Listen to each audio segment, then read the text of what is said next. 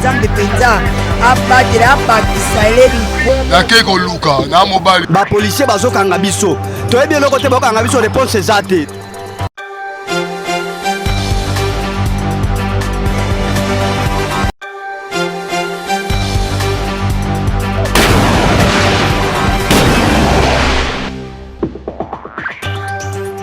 SMS à la bisika nyonso ozuli baku ya kolanda Mag FM magazine na bino de préféra ya mokola lelo yango bandi mbote na bino.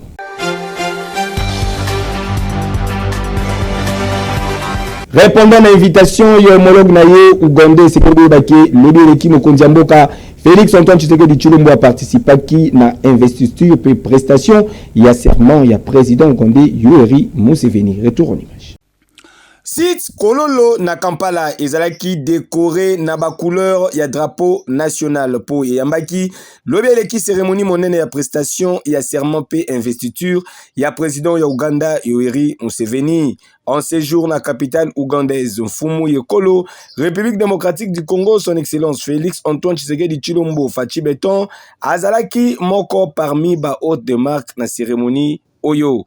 Et Sengeli Boyeba qui président Yoweri Museveni azalaki réélu pour na mandat ya sika ya 5 ans na tête ya mboka na ye avec 71,65% de voix na présidentielle il y a le 15 janvier et l'équipe Bible Naloboko président réélu après taki serment avant investiture na ye et sikawapi azwaki ba attribut ya pouvoir nyonso na cérémonie Oyo ba betaki 21 coups de canon. Et Sengeli Boyeba qui République démocratique du Congo pe Uganda bazali na phase moko ya consolidation ya ba relation bilatérale na amitié pe na coopération grâce ya pacte moko ya intégration économique Oyo ebimaki na 9e commission conjointe permanente. Nakati ya Jeep na ye président réélu apasaki ba troupe en revue après investiture na ye. Parade militaire pe survol na mapata na ba pilote ya armée de guerre ougandaise nde et sanctionnaki cérémonie ya prestation ya serment pe ya investiture ya président Yoweri Museveni. Yeke yo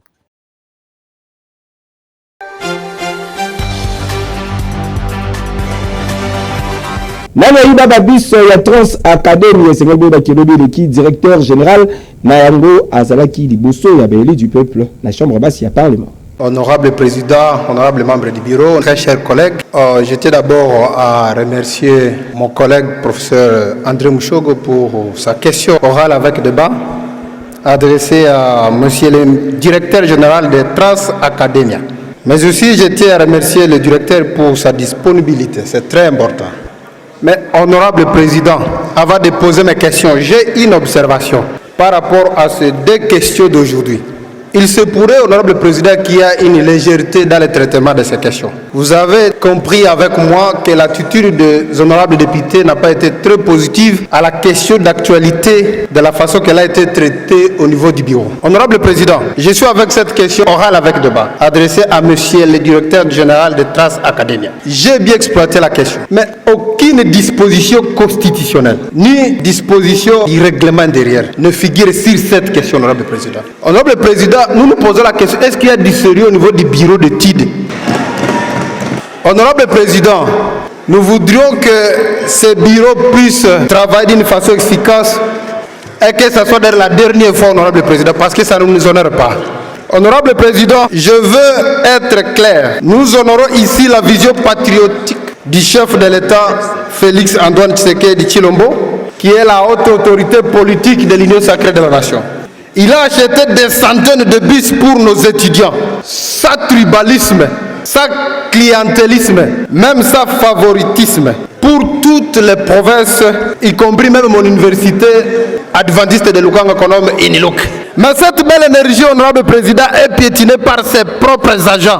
Et je vise nommément le directeur général ici de Trans Academy, ici présent, honorable président. En faisant allusion à une note circulaire du ministre de l'Enseignement supérieur et universitaire qui avait distribué une centaine de bus aux universités à province, partie de laquelle l'université de Lukanga, même UCG, même l'université à Beni, qui allait recevoir des gros bus, mais hélas, apparemment ces bus ont été volés, honorable président.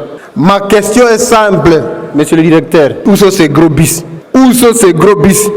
Apparemment, vous les avez vendus. Où sont les bus promis aux universités des provinces? Pourquoi nos étudiants continuent-ils de marcher sous le soleil ou la pluie? Le peuple veut des réponses, pas des discours inutiles. Monsieur le DG, parlez-nous de bus, pas de rapports. Nous attendons des actes. Si le contraire est vrai, alors c'est vous qui êtes l'ennemi de cette République. C'est vous qui tuez la vision du chef de l'État. J'ai dit, honorable président.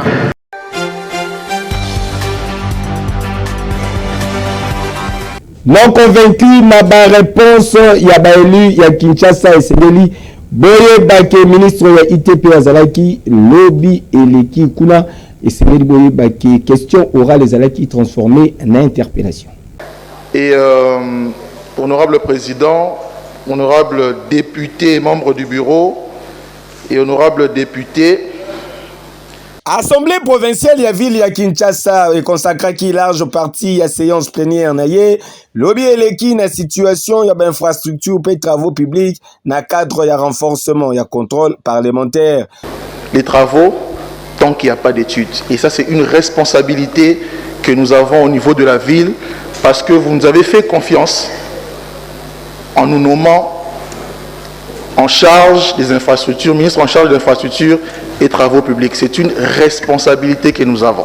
Lokola partout à Kendaka a défendaka toujours d'intérêt. Il y a base naye sengeli boye bakelo ya prise de parole naye élu ya Selembao honorable Maontweni Musilwei o bana Selembao babengaka soso ya mboka matembele ya simandaku jamais eratakate a soulevaki quelques inquiétudes prioritaires pour la base naye. Excellence,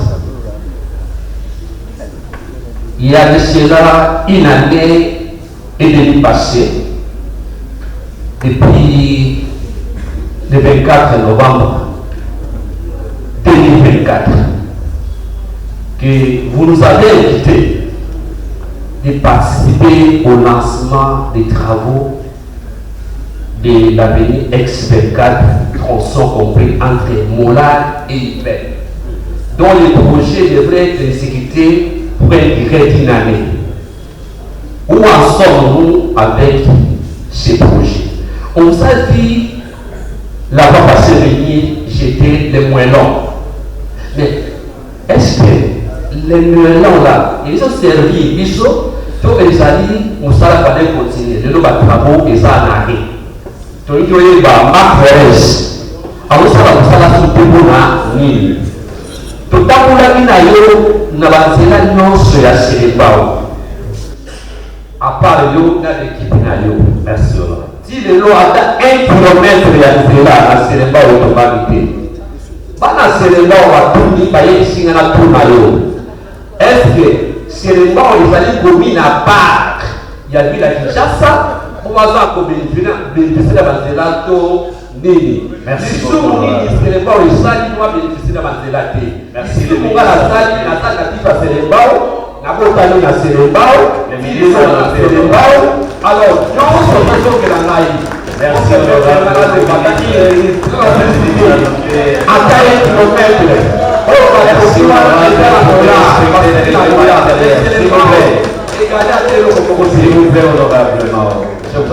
Merci. Le ministre a pris votre temps. Vous serez complété par les autres collègues. Vous serez complété par les autres collègues. Je vous en prie, honorable. S'il vous plaît,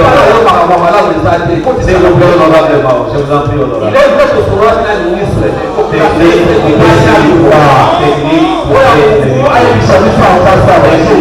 Face à hémicycle, le ministre provincial ITP Alain Silungu a apporté qui élément de réponse naye. Non convaincu dans ma réponse, c'est ministre sur gestion, plénière Ndimaki, transformation, il y a question orale, na interpellation. Dossier à suivre. Dans notre règlement intérieur, nous savons comment les choses vont se passer. L'honorable Jared, qui veut transformer sa question orale avec débat en interpellation, va écrire, il va déposer au bureau et le bureau va convoquer une plénière.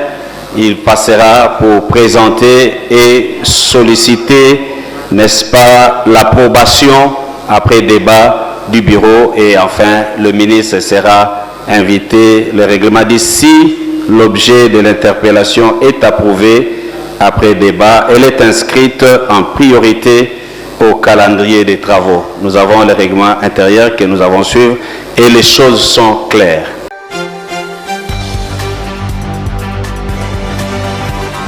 Question à changement à constitution, topé révision dans Ango Zali, constitue toujours la réaction, le de l'équipe président ensemble pour la République, Moïse Katumbi Chapoué a réagi ça.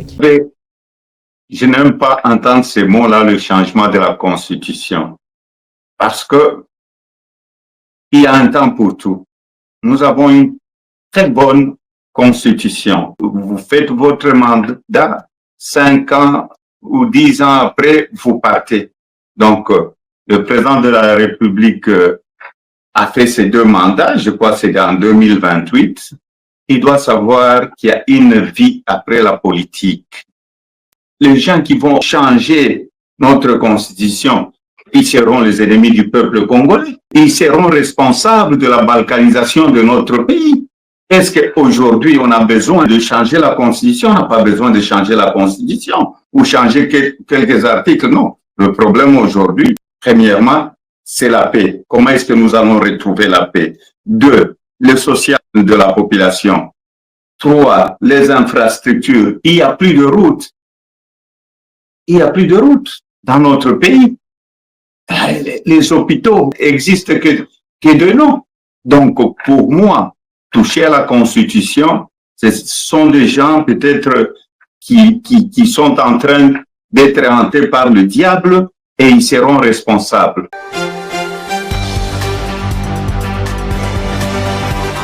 Mariage ezali scellé entre Izipa et INRB na partenariat. Monene ezalaki signé lobi eleki na présence ya les deux personnalités.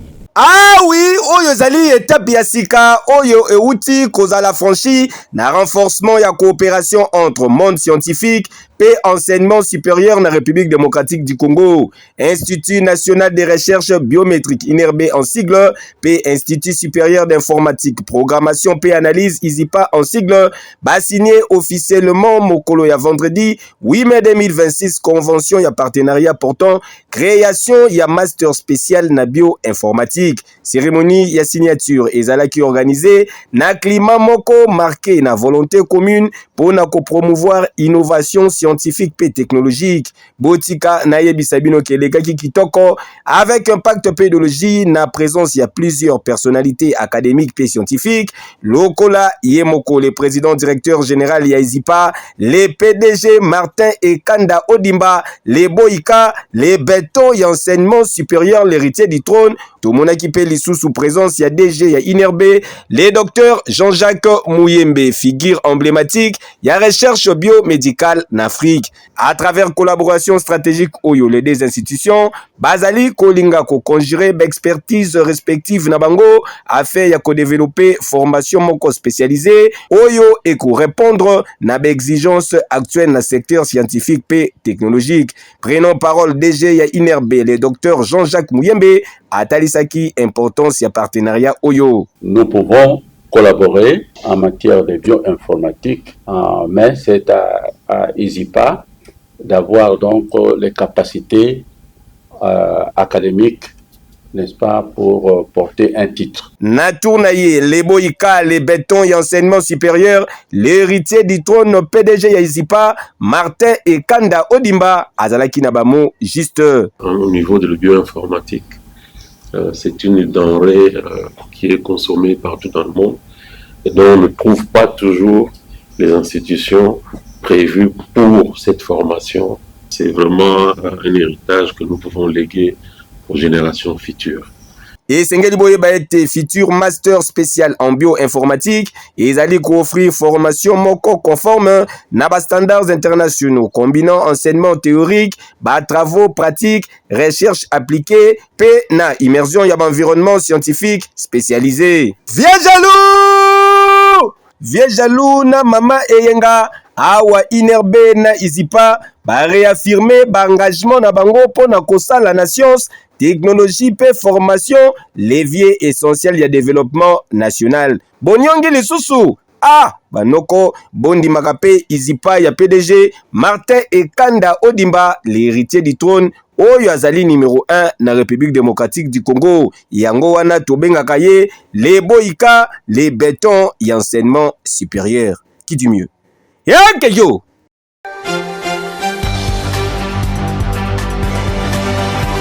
Trash pick-up pour l'assainissement, il y a ville province, il y a Kinshasa. Kinshasa, ozalaka la République démocratique du Congo, yokelanga nanu eloko oyo.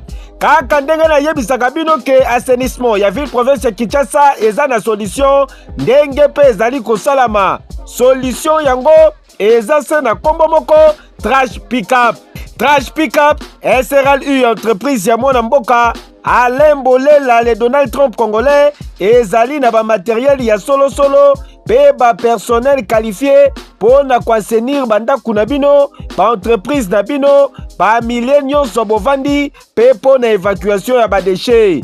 Tout désormais ozalaka na ville province ya Kinshasa na kwa nyonso ozwami fini ba makambo ya kotimola mabulu na kati ya mapangu, fini ba makambo ya kobwaka matiti na balabala, esi la pona libela makambo ya kobelelaka matiti po tomoni biso nyonso makambo basali awa na Kinshasa non seulement ezali malamu te po na environnement na biso, ba santé na biso, kasi ezali pe kobebisa image ya mboka pe befort nyonso oyo bakonzi ya mboka bazali kofournir po na kozongisa Kinshasa na image dango ya kitoko Kin Label.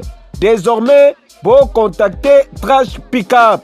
Banoko ozala na entreprise ONG, centre de santé, atabino batu ya ba supermarché, ba particulier kuna na bandaku, eza possible pe okoma partenaire ya Trash Pickup. Tala! Na bakonzi ya mboka, gouverneur ya ville province ya Kinshasa, ministre provincial ya environnement, message ezali se moko, bo soutenir initiative ya mwana mboka Alain Bolela na entreprise na ye Trash Pickup po ezali ko s'inscrire toujours na logique ya programme ya Kinshasa ezobonga. Trash Pickup suka na boule, suka na idéologie. Heke yo! Oui!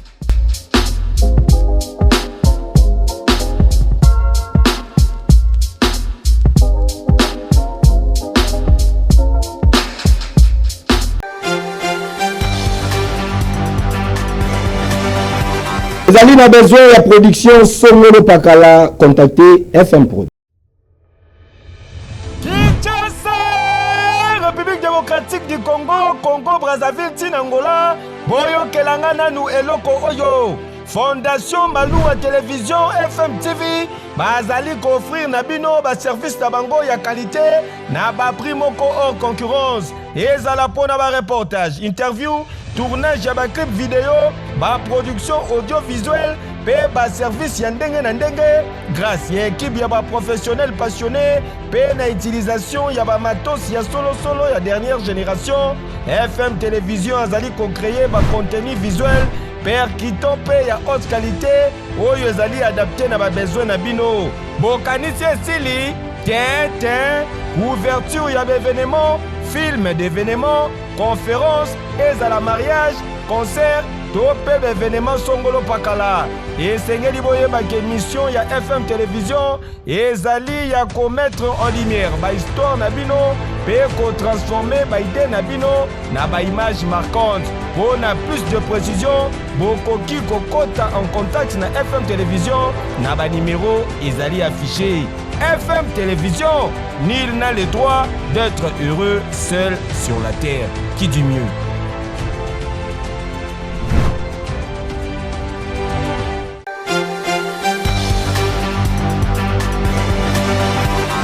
Gabana Tachu anemeli bino chéri nanga mama na nzembo pour la consommation na bino ba mourir ya bonne musique. Un jour viendra l'eschatologie du grand soir. Ah oui, et ben Congo Kinshasa musique bozalaki kozela musique intelligente yango yo. Mais koki ko empêcher sentiment te bébé. Botu nanga nini?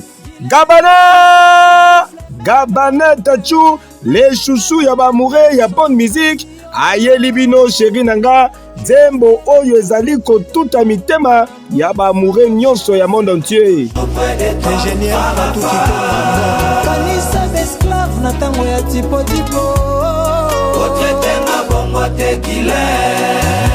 Je resterai toujours près de toi, mon amour. Je resterai toujours près de toi, Farafa. Bason ya kitoko, ba parole ya kitoko, qualité ya clip kutu koloba te, na ndenge ya deux fois te. Pamela Makuntima PMM.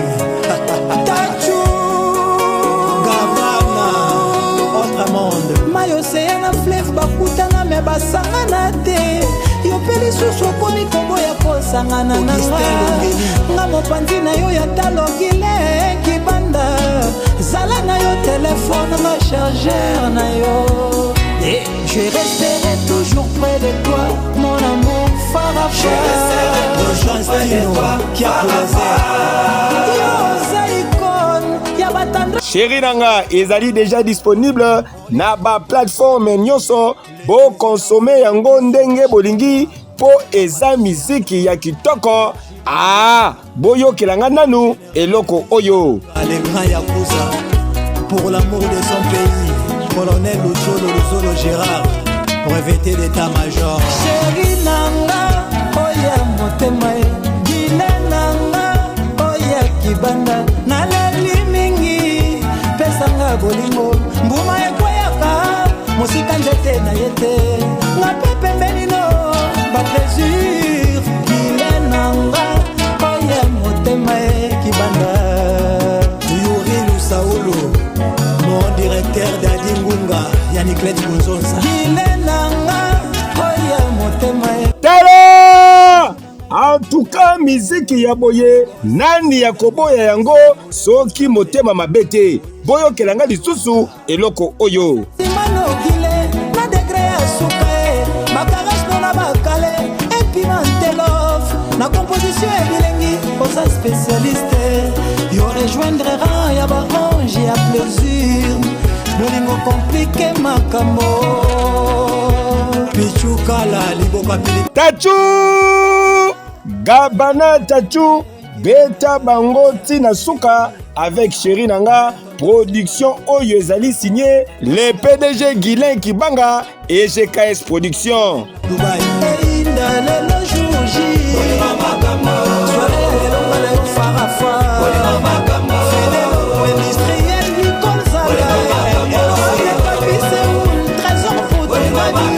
et pesa zuwa te ekeyo oui.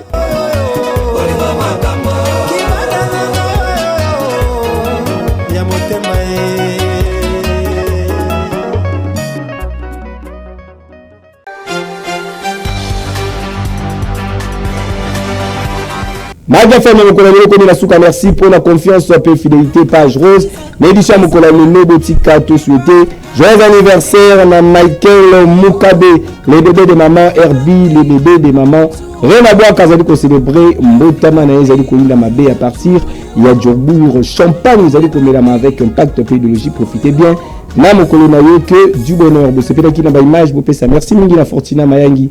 FM Yambo Kazalaki na sima caméra régie finale les alaki assuré na 3 fois prod Privali Wandela notable Yamakala Bama Tabakita Baba Nkona Mabeli fils Manboika machine na préféré bino Zambe penza abakira abakisailebi Nake ko luka na mobile ba policier bazokanga biso toyebi eloko te bakanga biso réponse ezate